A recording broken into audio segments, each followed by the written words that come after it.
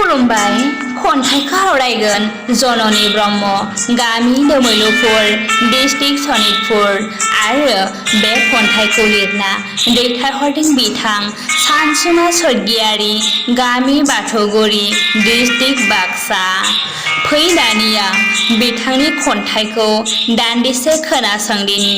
खन्थाइनि मुं दासान नों जिउआव गावखौ गेदेर।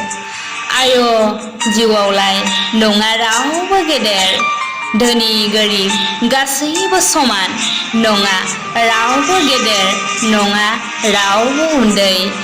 फैदोंब्ला बुहुमाव मानसिनि जिउ लानानै मानो नों जुदा?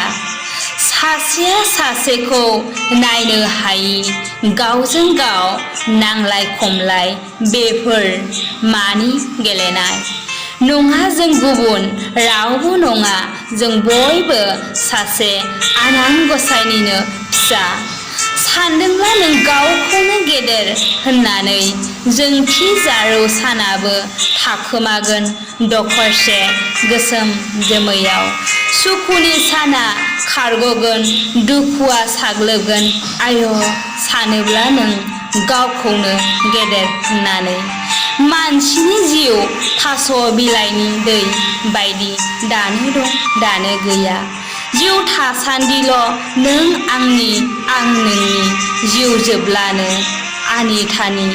आय' जिउआवलाय नङा रावबो गेदेर, दासान नों जिउआव गावखौनो गेदेर।